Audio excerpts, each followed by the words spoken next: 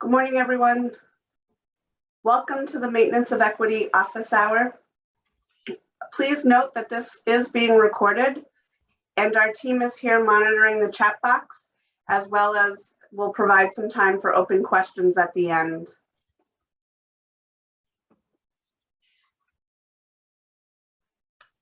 Hi, I'm Karen Kusiak.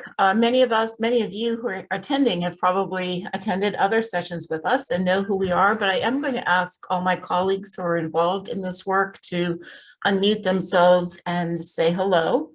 So Shelley started the welcome this morning, so go ahead, Shelley, introduce yourself. And my apologies, I did not even introduce myself. As you folks may know, my name is Shelley Shassy-Jandro, and I am the Director of the Office of Federal Emergency Relief Programs.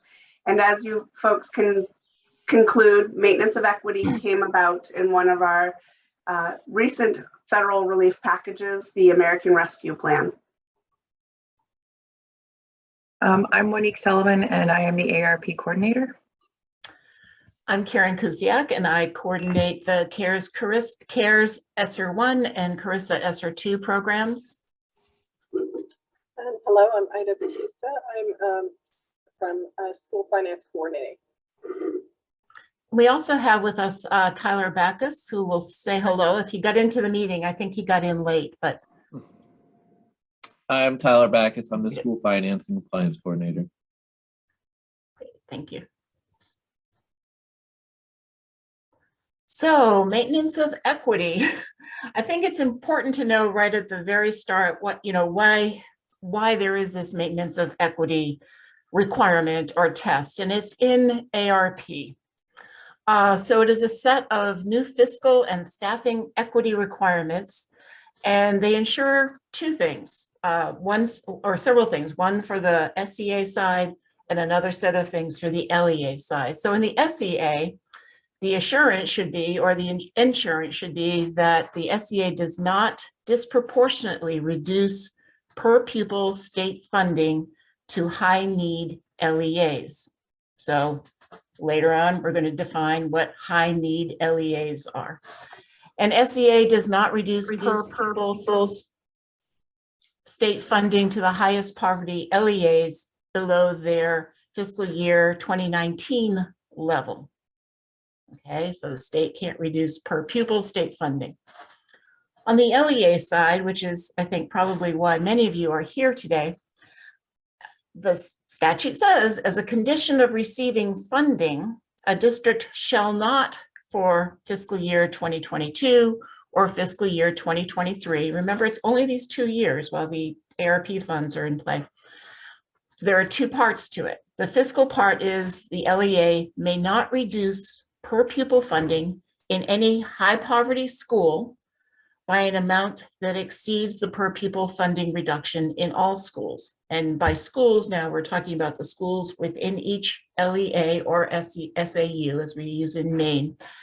And the high poverty schools are within each SAU relative to its own district. For staffing, similarly, as a condition of receiving the district shall not reduce per pupil full-time equivalent staff in any identified high poverty school by an amount that exceeds the per pupil reduction in FTE staff in all of the schools, again, within each school unit, school district, or SAU. Oh, and it actually is defined there in the fine print. Schools included in the highest quartile are high poverty. That's the definition of high poverty within your own district. And LEAs must maintain both the fiscal and the staffing equity.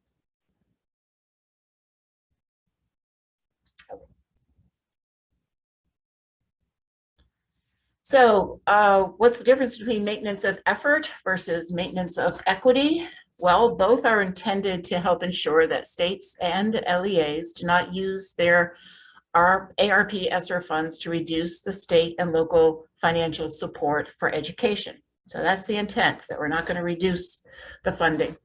Equity focuses more on making sure that the highest need schools are not being reduced. So let me read through the effort side, though, as which you're probably familiar with. We must maintain state support for each district at the same level. Requirements that for ESSA, that the current year expenditures from the general fund be at least 90% of the prior year. I think you're familiar with that. And requirements for IDEA that 100% of the current year expenses for special education services from state and local sources equal or exceed the prior year. And I know you're familiar with an opportunity to explain yourselves if things change dramatically. You know, there's a potential for waivers in that effort part. Equity, if funding reductions are necessary, both the SCA and each LEA do not disproportionately reduce per pupil funding of high need schools. I mean, that's what this test is. It's a test of equity. It does not apply to ESSA or IDEA.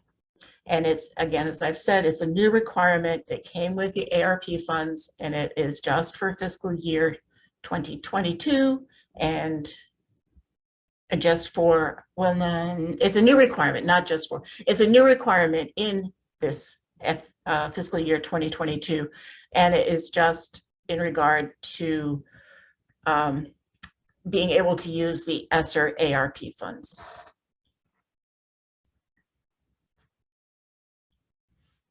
So you've been probably waiting a bit for this. The term used in the statute is exceptions. So there are ways that an SAU or LEA could obtain a maintenance of equity exception, and some of them are going to be automatic. So the question is, are any LEAs accepted from the MOEquity requirements? Yes. Under that section in the ARP Act, an LEA need not maintain equity if, number one, the LEA has a total enrollment of fewer than 1,000 students. If you're there and many main schools are there, phew, you don't have to even calculate, I don't think, maintenance of equity. Number two, operate a single school. In Maine, there are a number of K-8 schools. That's, you know, one district, one K-8 school, or even one K-12 school. So if you're an SAU that operates a single school, you don't need to worry about maintaining equity for this test. Number three, serves all students within each grade span with a single school. So they might have 3 schools, primary, middle, high school. Or demonstrates an exceptional or uncontrollable circumstance. And you might be wondering, maybe you're in one of the boats where 1, 2, and 3 do not apply, but perhaps 4 will apply, and you're going to listen carefully to what's coming up next.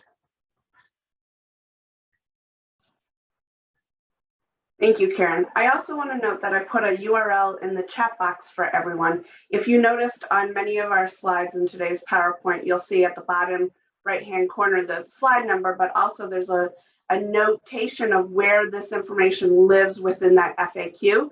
So I wanted to be sure that you also had the URL to the FAQ so that you could go back and connect the information on slide 6 to question number 32 in the MOEquity FAQ.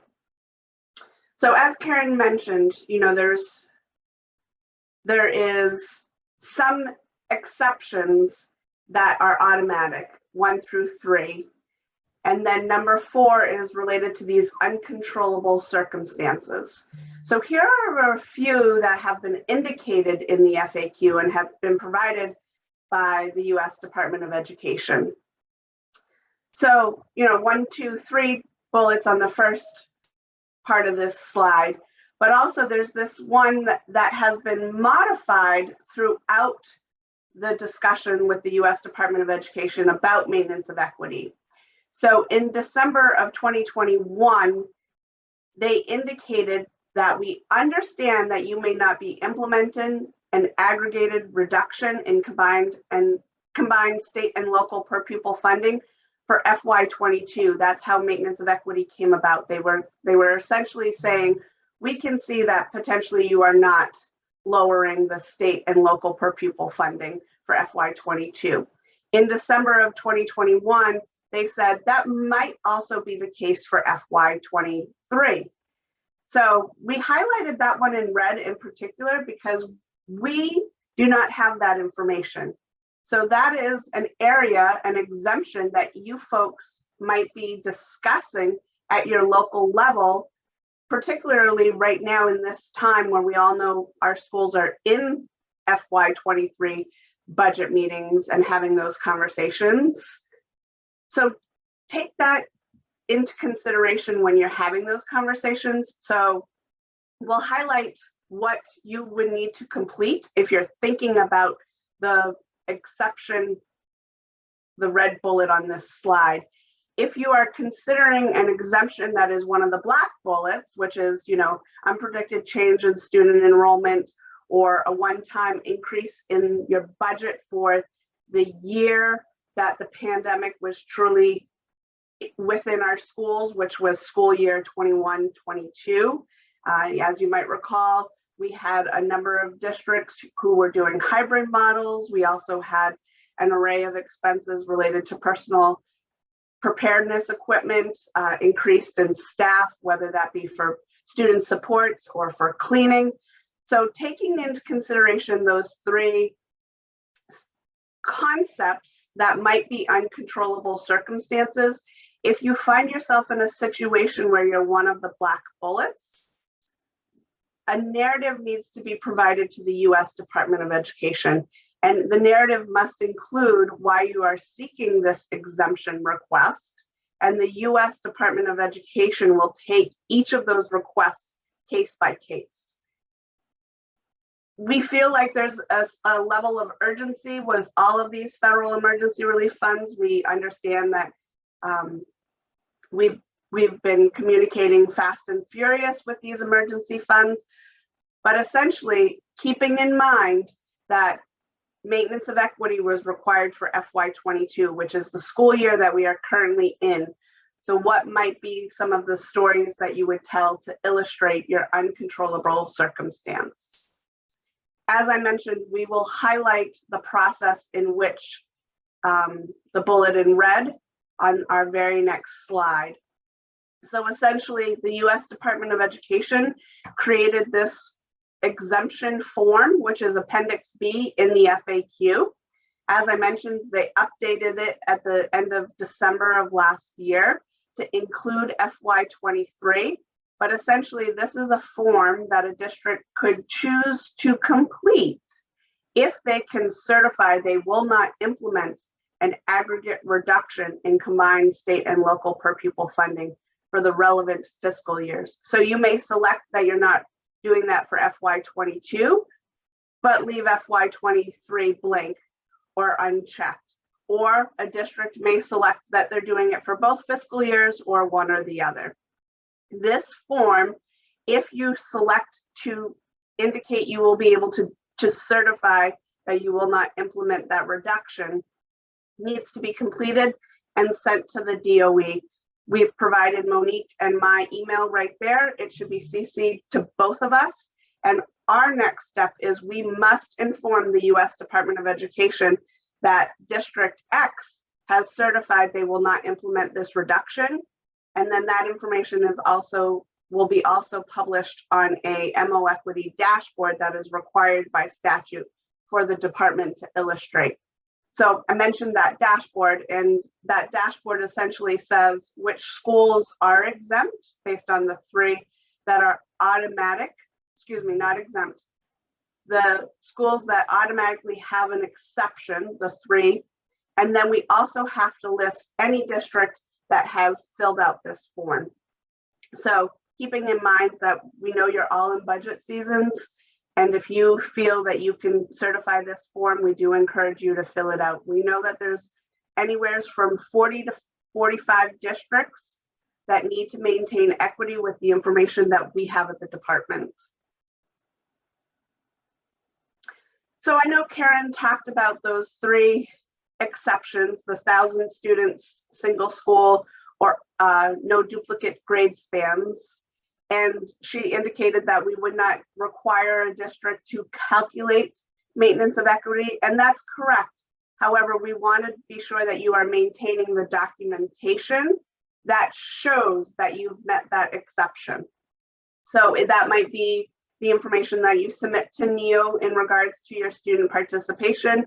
That would also be your staff roster and your FTE calculations for that year. Because again, we talk a lot about maintenance of equity, and traditionally we tend to go to the fiscal side first, but be sure that you're keeping in mind that it's fiscal and staffing. Both of those entities are a part of maintenance of equity. So now we're just going to kind of get started, and how do we calculate maintenance of equity? Where do we start? And there are some data points that you will need to begin collecting maintenance, to begin to establish if you have maintained equity. We've highlighted the funding, the FTEs, and the total enrollment. And also at the bottom, I also wanted to highlight the fact that a tool and a walkthrough video has been developed for you folks. Tyler Backus, back in November, along with our team, created an Excel spreadsheet as well as a walkthrough video to support our districts in pulling information from NEO and pulling information related to their budget that they can utilize this Excel spreadsheet to determine if they indeed are maintaining equity or where might be some areas that need to be shifted or modified. So I'm going to ask one of the teammates to go ahead, and I know we got that question in the chat box. If one of the teammates could go ahead and pop the URLs for both of those items, the tool and the walkthrough video, right in the chat box, that would be greatly appreciated. So again, we highlight on this screen the data points that you need to have, and just reminding ourselves that we are doing this maintenance of equity check between FY22 and FY21, which is on the screen, but we're also going to need to do this maintenance of equity check for FY23 compared to FY22. So eventually you'll need the FY23 data as well, and you'll need to maintain your FY22 data to do that comparison. But essentially on our screen, we're talking about right now, what is the data points that you would need. So we talk a great deal about high poverty schools, and we haven't yet described what our high poverty schools are. And I encourage all of you to sort of set everything that you know about the term poverty aside for just a minute, right? We have a percentage threshold when we talk about school-wide in Title I. We have an average for free reduced lunch. So I'm going to have you set all that information aside, because essentially what you folks are doing as districts is you are taking your district and looking at it and saying, I have 7 schools, if I use 7 schools as an example, and I know my student enrollment, and I know my students who are low income based on the data that I have and the documentation that I can produce should it be asked for, and that generates a poverty percentage. And that poverty percentage might be 22%, it might be 13%, it may be 85%, depending on the student enrollment and your students who are free reduced lunch. And we'll talk about the different data points that you can use to establish your students who are qualifying for low income. So you take those 7 schools and you say, if I need to identify my highest poverty schools, that is my top quartile. So 7 divided by 4 is 1.75. Just like humans, we can't have 3/4 of a school. So we always round up to the highest, round up to the whole number. So if I was a district of 7 schools, I would need to identify 2 of them to be sure that I'm maintaining equity in those 2 schools in comparison to the district. So again, we encourage you to think about this in our performance report. If you happen to be the individual taking a look at the performance report, we do have a sheet in the performance report that does ask a little bit of that information That information is in our performance report to be able to provide to the U.S. Department of Education on the dashboard that I mentioned earlier, and also to help you start thinking about maintenance of equity and have a deeper understanding of it. So those two schools would be identified as my high poverty schools. So essentially what I just described is right here in these charts. The one thing that I did not denote was you have an ability as an SAU to determine if you're going to district-wide rank or grade span rank.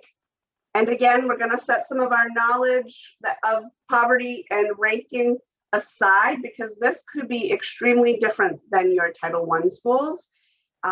It may also be a component where you have schools that have been identified for Title I, but you're not identifying them for maintenance of equity. So essentially this example has 9 schools, which means we need to identify 3. On the left side of your screen, that's a district-wide identification. So school 1, 2, and 3, along with schools 4 through 9, are essentially ranked by their economically disadvantaged percentage. And then we identified the 3 elementary schools, school 1, 2, and 3. If you choose as a district to potentially support and maintain equity at a grade span ranking system, you must, even though I only need to identify 2 schools, you must identify a school at each level, elementary, middle, and high, which is why the second example on the right-hand side has school 1, 4, and 5 identified, even though school 5, which is the high school, only has 40% in comparison to the 80% of the elementary, because we are grade span ranking on the right-hand side.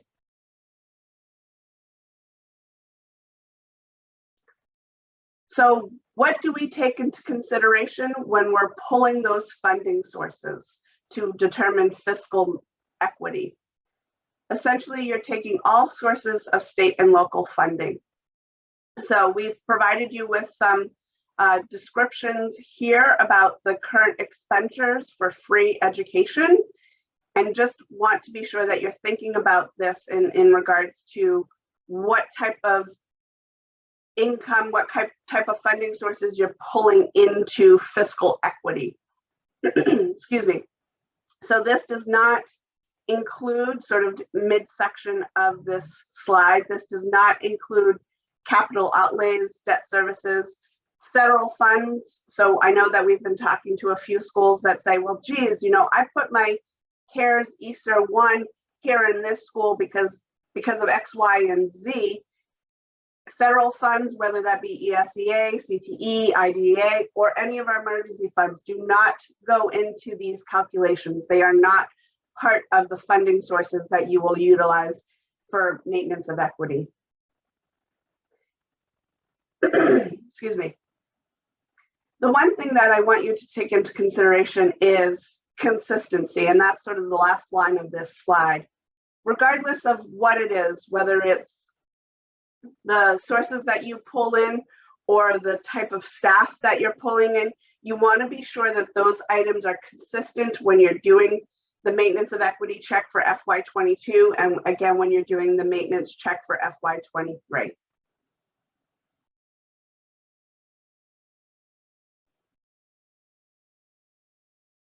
So we're gonna sort of get right into the math part of all of these items. The long and short of it is we're doing a comparison between currently FY22 to FY21, because as we've mentioned, FY22 also required maintenance of equity to be maintained. So you're going to compare the district, state, and local funds in FY22 to the district, state, and local funds for FY21. And you're going to see what that change may have been over the enrollment of those particular years. So on this slide, we sort of show a couple examples, right? So we're showing the FY21 per pupil amount, which was $23,000 in example 1. And in FY22, the amount was $23,000. So there was no reduction in per pupil amounts. So when we look at those 2 schools that I mentioned earlier that we're identifying in my 7-school district, those 2 schools cannot have a reduction at all. It needs to be 0 or less. So essentially no reduction. Example 2 shows that there was a district reduction of $150.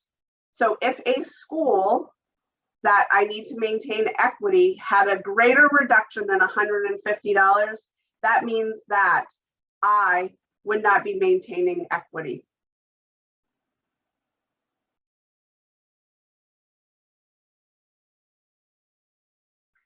So I'll give you a moment to take a look at this slide, but essentially it says if there is an overall deduction in per pupil state and local funds for all schools, then you cannot reduce the per pupil state and local funds for any of those high poverty schools. So that example in number 1, the reduction in the per pupil amount was 0 from year to year.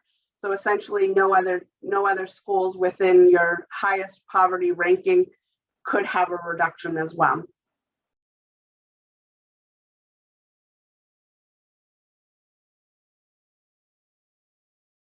And I know that there's questions in the chat box, and in just a few moments, our presentation will shift to another teammate and I'll take a look to be sure that we respond to those questions. Thank you for your patience, folks. So when you are thinking about grade spanning, right, we talked about the fact that if you do grade span, you're going to identify an elementary, a middle, and a high school if you need to identify 3 or less schools. If you need to identify more, then you need to be sure that you're identifying the next highest poverty school within that ranking. Again, we just wanted to sort of provide you with the chart. Once again, it's that comparison of state and local funds in FY22 to state and local funds in FY21 based on those grade spans. So elementary, middle, and high, as you can see on the screen, as well as the student enrollment for those applicable years. And you'll see a lot of similarities even when we jump into staffing equity. So if there was an overall decrease in any of those grade spans, your school that you need to maintain equity in cannot have a reduction at all.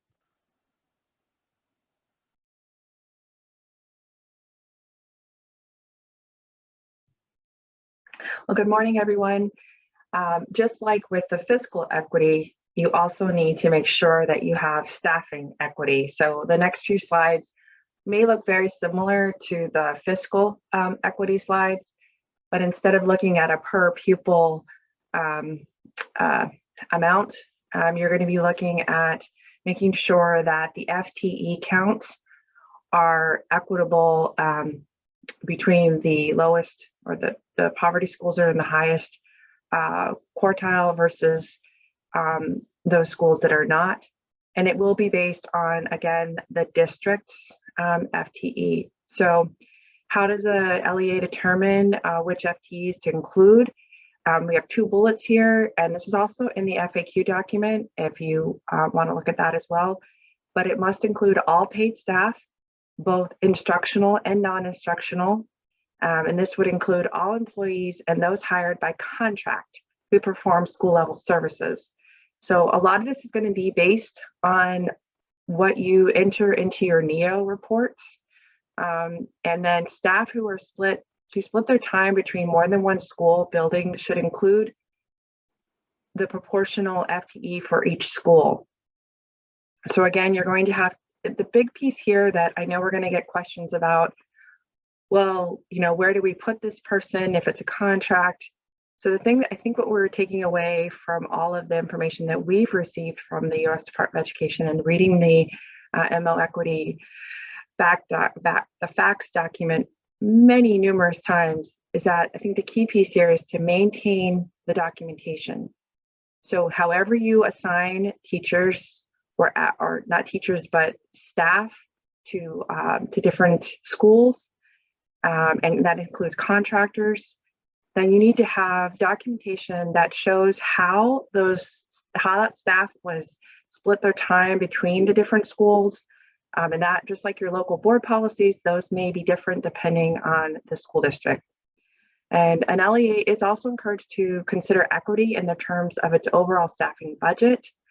And this is something that is maybe a little harder to think about, but you want to make sure that you don't have your more qualified and try to make your more qualified and your level experienced staff equitably distributed in your high poverty schools. So again, you don't have your most experienced teachers and your least experienced teachers in your higher poverty schools. And again, LEA should make every effort to maintain that staffing equity throughout the entire school year.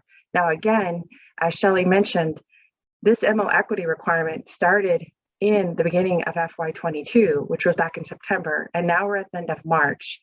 So we understand that things happen and things change, but the intent of this part of this requirement is really to maintain that staffing equity as best as possible throughout the entire school year. So I saw a question in the chat, and I don't know if you want me to respond to that, Shelley, but and then Tyler is here too. But my understanding is that it includes all your staff, including transportation, unless it's funded by federal funds. But Tyler might be able to jump in on that one. Because there's a question that says, do we include transportation staff and central office staff? So. Can you go back one slide? Because I think, didn't that have the statute on it? Hold on, let me relook at the statute and then I'll throw it in chat, because there was something about being assigned to a school. And so like transportation staff wouldn't be assigned to a school. Right. So again, as we talked about yesterday in our office hours, a lot of this information is coming at us very quickly, and we are constantly going back to the statute. We're constantly going back to the FAQ documents, and we're constantly going back and just double checking everything to make sure that we're giving you guys the most accurate and up-to-date guidance that we've received.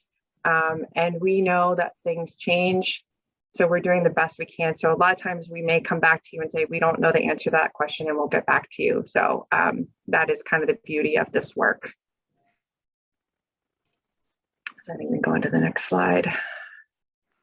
And essentially what we do for research is we discuss the item with national colleagues, but we also send it to our program officer at the U.S. Department of Education, who has their own team who engages in these conversations, just like we do at a state level, and pulls in their attorneys and the statute experts and a whole array of people before they even respond to any questions that a state may submit. So know that it may take some time to get a response, because essentially what we are doing is we're reaching out to the U.S. Department of Education and asking them to be sure that we are providing you with information that might not compromise anything that you folks are doing.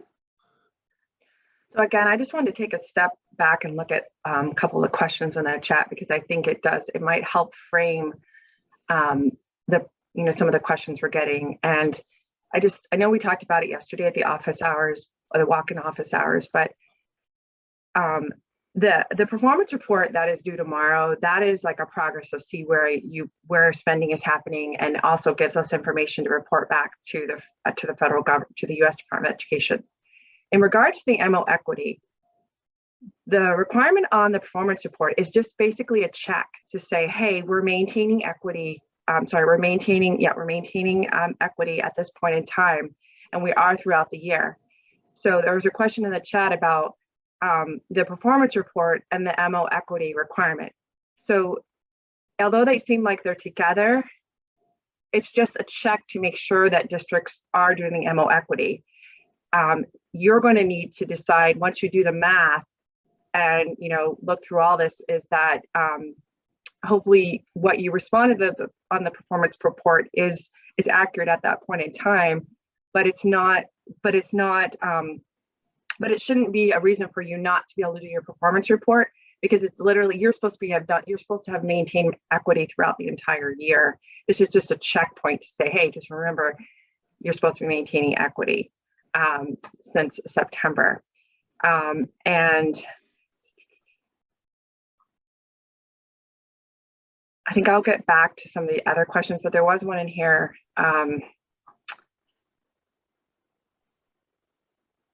Yeah, so I'm going to get back to some of these other questions, or maybe Shelley, because I see one question by John, and then another one by Patricia or Pat, and then another by Kim. So I think I'll just keep moving and we'll come back and we'll try to answer those questions. So again, checking staffing equity. I know there's a lot of questions about what counts as a staff, and we'll definitely go back and look at the statute and the FAQs to make sure that we give you the most accurate information. But we'll just kind of move through with this, and it's very similar to the fiscal equity. And that is, you want to figure out divide the total number of FTEs provided to all the schools, and then you're going to divide the number of FTEs provided for 2021 and then for 21-22, and then you're going to compare them to see what the overall decrease was. And now remember, if you didn't have an overall decrease, then you're fine. But if you did have an overall decrease, then that's where the MOEquity comes into play. And there's a little chart here for that. Now, again, we're going to require some math on your part to figure out all the FTEs. We, at this point, we're not doing that for you. This requirement is an LEA requirement. And so it is really, you have to look at your math at this point to figure out your FTEs.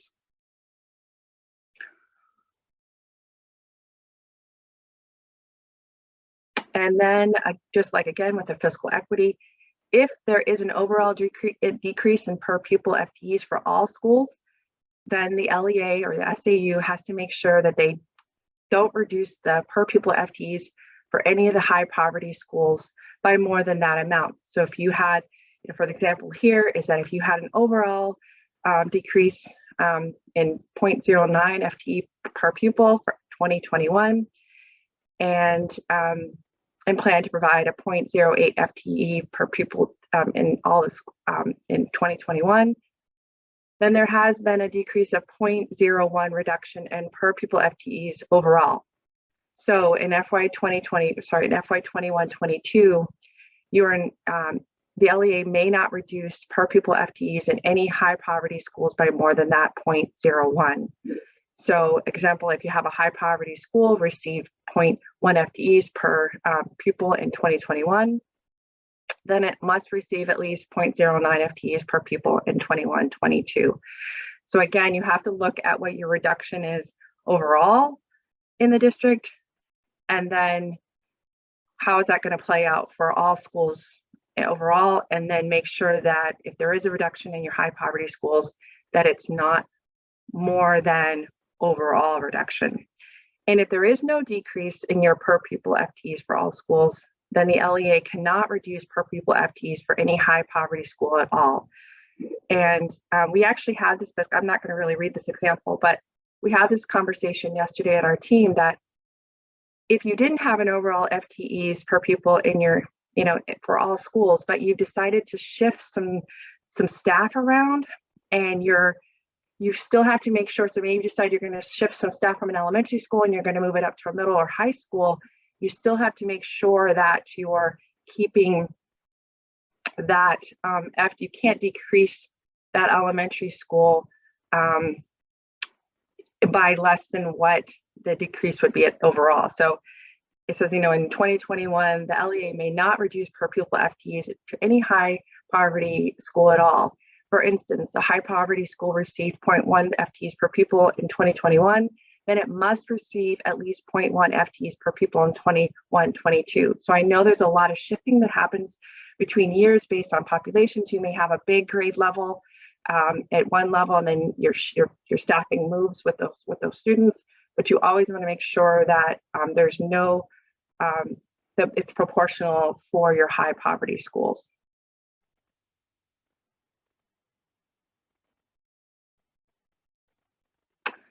And checking staffing. So that's on the district wide. But just like with the fiscal equity, you can also do this on grade span. And as we talked about with the fiscal equity, you're going to divide the number of FTEs. I don't know if we really need to go through this again, because it's very much like what you did for the district wide. So I don't know, Shelley, we probably can, because it's very similar to the last slide. And you're just going to compare based on grade span. And remember, with fiscal equity, if you have an elementary, a middle, and a high school, then you're going to have to identify one at each level. If you don't have any high schools and you just have a K-8 or a couple of K-8s or K, depending on that, then you will have to do that. So sometimes, depending on how your math works out, it's better to do district-wide, because then you only have to do straight, the number based on your number of schools that you have, versus sometimes it's better to do grade span. So you really need to figure out what's going to work best for your district.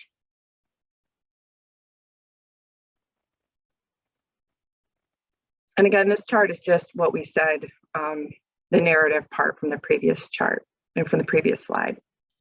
And then again, just like with the district-wide, if you do decide to go with grade span, you have to make sure that if there's an overall decrease in the per pupil FTEs for a grade span, then the LEA cannot reduce per pupil FTEs for any high poverty school by more than that amount within that grade span.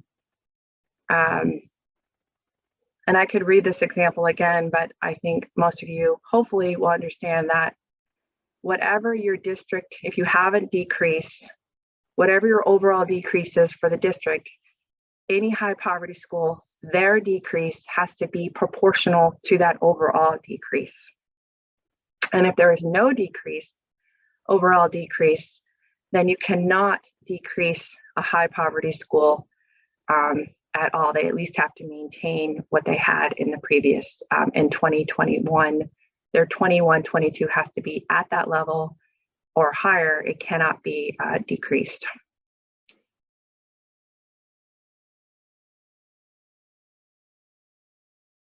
And we have, as you notice, we have resources here. I also placed, I put the link for all of these resources, which we do have on our webpage. And we did create a separate tab for MOEquity, so you can go right to that tab and all that information is in there now. I know we're gonna have a lot of questions. So I'm gonna give it back over to Shelley, and I will start looking at some of the chat questions. And I'm actually going to stop sharing my screen if you folks don't mind, so that I can bring the questions over to my main screen so I can take a look at them a little bit closer. I think there's a few that we may have missed. I did include the link again to the FAQ, which is on page 24, Appendix B. That is the appendix that needs to be completed and submitted to MOEQ and I if a district is seeking an exception and certifying that they will not reduce the per pupil funding and the aggregate per pupil funding of state and local funds for fiscal year FY22 or FY23, depending on the components within your district.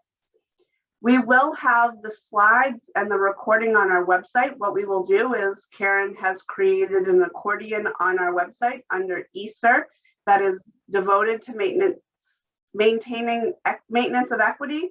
And we will be sure that these slides, as well as our recording, is on that area as soon as we can get the recording clipped and ready to be published. I know there was a question, and I saw it, but I don't know where it is at the moment, but there was a question in regards to, well, what about middle and high schools for maintenance of equity? And essentially, if you are a district that is choosing to grade span, you would confirm that you're maintaining equity at an elementary, a middle, and a high. In the FAQ, there are examples that have more than 7 schools. So if you happen to fall in that situation, you would be also potentially duplicating an identification. So you might have 2 elementary, you might have 2 middle, you might have 2 high schools, depending on the number of schools in your district. In the same fashion, I know that there was a question in regards to our regional tech centers and or tech centers within your operating school unit. Essentially, those career and technical education centers do not have a primary student enrollment. They are students of a responsible district. So you would not include those CTE centers in your school count and in the data that you're using to maintain equity. I think there was a question in regards to Shelley, yes. can I just come back to that high school and middle school question? So if your district decides that they're going to do just straight district-wide, they're going to, rather than do grade span, they're going to do district-wide to determine their maintenance equity. If your middle school or your high school ends up in that high quartile, and they're one of the high quartile schools, then you do have to maintain equity for that middle and high school. And I don't want to throw a wrench into this, but this is where sometimes the Title I piece comes into play or gets confusing, because many districts do not provide Title I services to their middle and high school. This is not about that. This is if your middle school or your high school ends up in that high quartile for their poverty rates, then you will have to maintain equity for that middle and high school. It really depends on if you decide if you do district wide and they are in that top quartile, then you will do it. So it's based on your poverty rates at the district wide level, and if you grade span, it's a combination of both based on how many schools you have and how many grade spans you have and how many schools you have in each grade span. So I do remember the other question that I saw in the chat box in regards to maintaining staffing equity and if it was budgeted versus actual. We know that there is most definitely a staff shortage out there for you folks. That is a question that we probably would encourage school districts to reach out to the U.S. Department of Education, because we want to be sure that the U.S. Department of Education has the challenges in front of them and are able to consider what the resolution might be for our nation. We can confirm that school district X in Maine is not the only school district X in the nation who's having a staff shortage, right? We know that there's positions open across our districts in Maine that have not been filled due to the lack of qualified or available candidates. So essentially, we can provide you with the email address that's related to the U.S. Department of Education that is for maintenance of equity, and we would encourage you to share that concern directly from your SAU to the U.S. Department of Education, and we will also do the same as well, right? But we want to be sure that it's not just an SEA extrapolating this concept on their own, that there is some tangible examples that have been provided to that maintenance of equity team at the U.S. Department of Education, so they can see that it is a concern and there is a problem, and what might be the solution. Are we all saying we're going to use the budgeted and be sure that if we budgeted for that position, we've made our due diligence to post that position, interview for that position. We've indicated that it has been shared widely. We've done every effort that we can think of to be sure that we could fill that position. I think that might be important for you folks to sort of communicate to the US Department of Ed. And I don't have that email handy yet. So if it happens to be one that I can't pull before we end this morning, we'll be sure to include it under the Maintenance of Equity accordion on our website. And at this point, I think we've addressed the questions in the chat box, but we do encourage you to unmute yourself and ask any question that you may have that we haven't responded to yet this morning.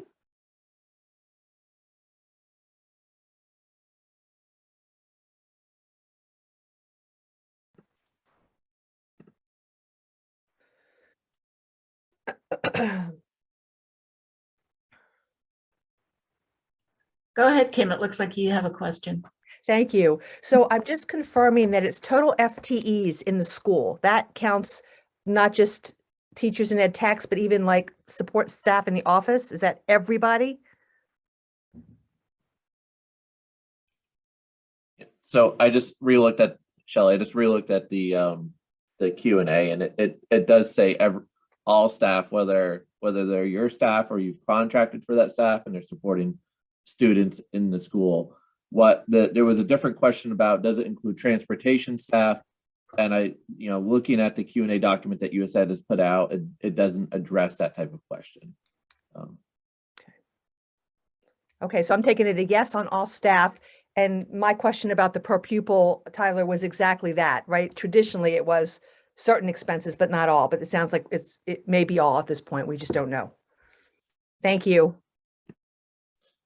For the expenses, I did put a list in there of which expenses are excluded. So the FAQ does from USAID does say current expenditures. And so things like debt payment outlays or capital enhancements are some examples of things that would be excluded from your expenses. Tyler and Shelley, this is Colin. When we're looking at Appendix B on a potential exception, and we're looking at fiscal year 22, for instance, and we're attesting that there's no reduction in per pupil costs. Tyler, I think you answered earlier that the determination of those per pupil costs are the same as if we were doing either district-wide or grade span, correct? Can you ask that one more time? Sorry, I need to think about. I'm trying to process it, but so I'm thinking of, in my head, I'm thinking of the calculation for Appendix B for an exception, which is in attestation that we did not reduce per pupil costs for fiscal year 22, if you check that box, or for fiscal year 23. So I'm trying to process in my head how that calculation actually looks on a per pupil cost. Obviously, on the state website, we all upload our actual costs and there's a state calculation of per pupil costs. But I'm assuming we have to exclude certain costs like debt service and capital outlay from that calculation. And so in that respect, I don't, this may be something we have to go back to US Ed with, because they didn't speak to what costs are included in that per pupil when talking about the total budget. So I'm looking at that, and I'm in correction. I think Shelley just brought it up. The LAA certifies will not implement an aggregate reduction in combined state and local per pupil funding. So I'm assuming if you're checking that box for fiscal 22, you're saying that your budget for fiscal 22, because we haven't completed the year yet, on a per pupil basis of what you budgeted as a district, is higher on a per pupil basis than fiscal 21's actual per pupil costs. That's how I'm interpreting it, but I don't know if that's a correct interpretation. So I guess I'm asking clarity around, what does that calculation look like so that you could certify that we in fact had a higher per pupil cost in fiscal 22 than in fiscal 21. Yeah. And we talked about this a little bit internally yesterday, and I don't, Shelley, do you remember what we did we come to a decision? Because there was that question around when looking at the 2 years, what are we looking at? Are we looking at budget for both years? Are we looking at actual for the first year and budget for the next, or budget, you know? And then if you want, then what costs are included in that calculation? Is it the same as if you were doing the maintenance of equity spreadsheet, or i.e. it's excluding capital outlay and debt service, or does it include everything? And also, I say those are great questions. I don't know that we have the answer to that right now. We will get that question to the U.S. Department of Education, which is what we talked about with our team this week, because there has been an array of workshops that have been provided, particularly anyone who may be familiar with the Brumman Group. It's a group of attorneys who specialize in education law. And there's different interpretations, and it's challenging to say, yes, let's do budgeted versus actual, but unfortunately that's not a direct comparison. So if you choose to do budget versus actual for this current year, for FY22, the same concept should be true for FY23 as well, right? We're talking about that consistency and being sure that we keep that consistency. So let us reach out to the U.S. Department of Education, Colin in particular, about this question. We also encourage you, I did find the email, and if you have additional questions about the FAQ in particular, is how it's worded about maintenance of equity, to go ahead and send an email to the State of Maine email box at the U.S. Department of Education. And if you don't mind CCing myself and Monique, that would be great. We will have those questions as well. So if our program officer happens to reach out to us and say, I need more information, we'll be able to supply any additional information, and potentially they would reach out to you directly as an SAU as well. So like I said, I did post both of those emails in the chat box for you folks. And what we will do is we will also send that actual versus budgeted question for FTEs and also for fiscal. Can I ask one? Is for us as a school district, we took the additional subsidy that was received in July of 2021 and is being received over this fiscal year, and utilizing it in our fiscal 23 budget, i.e. we allowed it to go to fund balance. The board approved that. We passed it by the attorneys, and it's being used to offset costs in the fiscal 23 budget. How does that figure in? Is that considered state and local funding that's applied towards this calculation, or is it applied in the year in which we're applying those funds against our budget and expenditures? So those would be recorded as carryover funds as a revenue source, and they would be included in your on your expenditure side. So those would be included in your FY23 calculation. Thank you very much. So I also see a request for an item that we shared yesterday in our office hour related to the performance report. So if you bear with me for just a moment, I'll try to get that slide up. And if the team doesn't mind responding to any other questions in the chat box while I pull that up, that'd be greatly appreciated.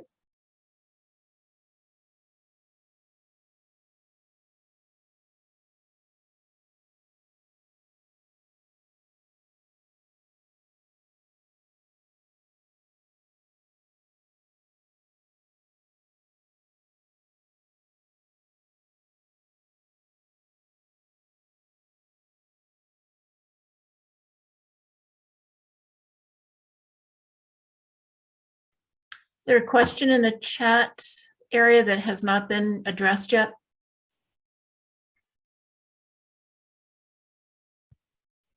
Yeah, I'm just wondering if when the information in reference to bus drivers and central office staff becomes available, if that will be in the FAQ documents, or how might we know about that?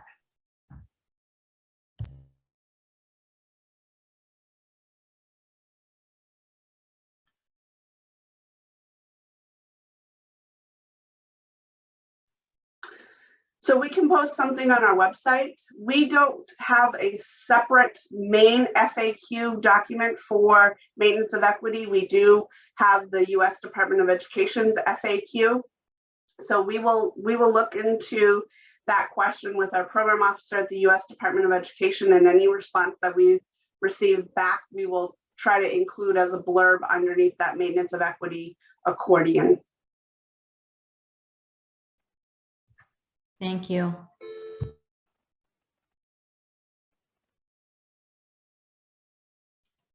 John, you have a question?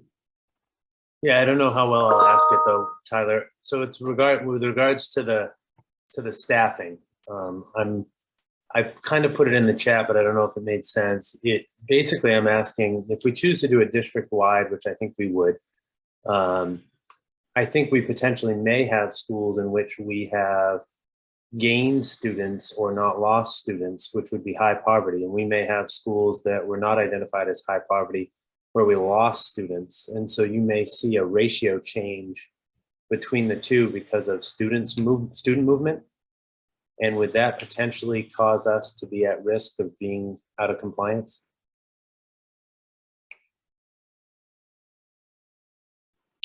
So Joanne, I think we talked about this yesterday internally.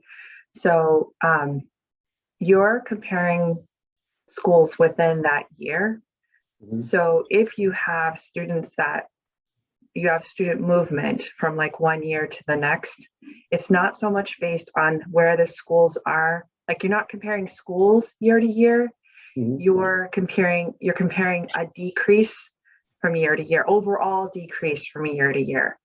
So as long, and we talked about this, as long as your denominator, which is your number of students, stays the same, and you're in the top, Tyler, help me out with this part, but yeah, so like you want to make sure that per pupil. So if you ended up with more money, but your per pupil stayed the same, then obviously you wouldn't have a decrease. But for example, if you had fewer students but had less money, your per pupil may stay the same because you have less money, but you also have fewer students. So it really depends on that, like the numerator, which is your funding, and then your bottom number, which would be your per pupil. And so it could change, but it could also stay the same, because if you have less money and you have fewer students, then it could work. So I know we've had some districts that think they're comparing schools from year to year, but you're not comparing the schools year to year. You're comparing the schools within the year. So your decreases, you have an overall per pupil amount in 2021, and then you had an overall amount in 2021-22, and that's what you got to figure out, the decrease. And then you go to 21-22, you rank your schools, and then you use it on the overall. So I know we have a lot of districts that are comparing schools year to year, but you're not comparing your schools year to year. You're comparing within that year. And so it really depends on that denominator, which is your per pupil or your student count, and then your that funding. And Tyler will probably do a better job because he is on the finance side of this, but that's why it's kind of feels a little loosey-goosey, but it's really going to be depending on your movement may not impact your per pupil, because if you have fewer kids and you have fewer money, your per pupil amount may stay the same. It depends on how that money gets moved. Yeah. And Tyler, you can come in and correct anything that I said. I think what Monique is focusing on is the Appendix B exception, which if you can qualify for that, then you don't have to do the ranking your schools, because if you can qualify for the exception, then you're done at that point. So if we can figure out, so this is the question that we're going to send to US Ed around, what are we trying to compare year to year? Are we comparing the total budget, the budgets? Are we comparing actuals? Can we compare budget for the second year while using the actuals from the first year? So we need to ask that question to US Ed, and get an answer back on that. But let's say that you're able to qualify for that, then you would file that exception. And that's where Monique's talking about, it may not matter what the movement is within your district. Mhm. If your total per pupil is going to stay the same or increase, then you're done. You met the exception. You don't need to go any further. But where you may have been going is, let's say you do need to use the tool, and then you would be looking at, in your high poverty school, if your enrollment goes up and your expenditures are staying the same, then your per pupil expenditure is going to go down. While Right. maybe what happened was those students had moved from one of your low poverty schools to that high poverty school. So now your enrollment is going down at that school while your expenditures stay the same and your expenditures are going up.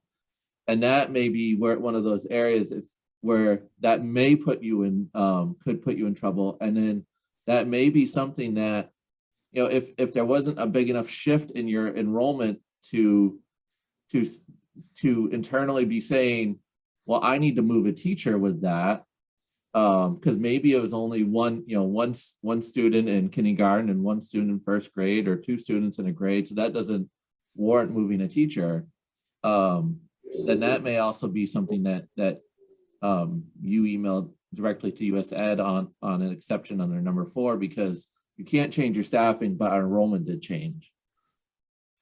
Okay, that makes sense. And is it assuming we've spent more year over year, we still do have to look at staffing, as I understand it. You have to do both tests. And so the staffing question would have the same challenge around numerator and denominator, where if you had a per pupil change with staffing, and just what you said, Tyler, you're not, if you go from 15 to 16 kids or 16 to 15, there will be no change, but you effectively could have had less staff in your high poverty school because of that. Because I don't know for everybody else, but those are my more transient schools where we tend to see increases and decreases. Thank you very much.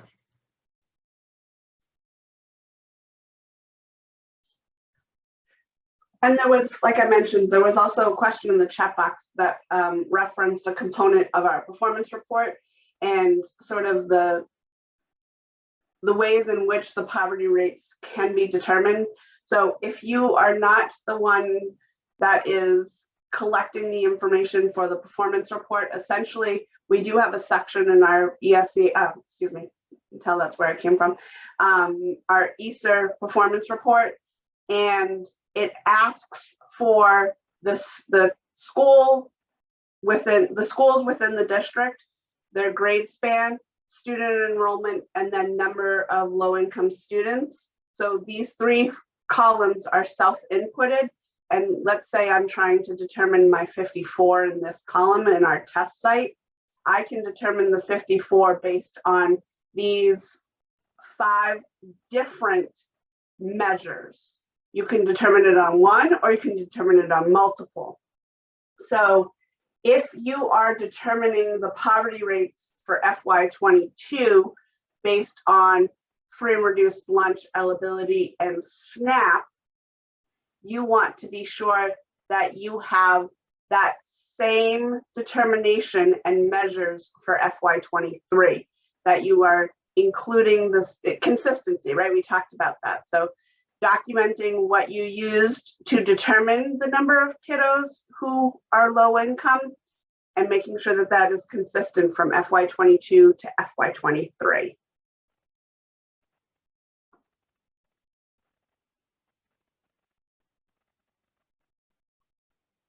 All right.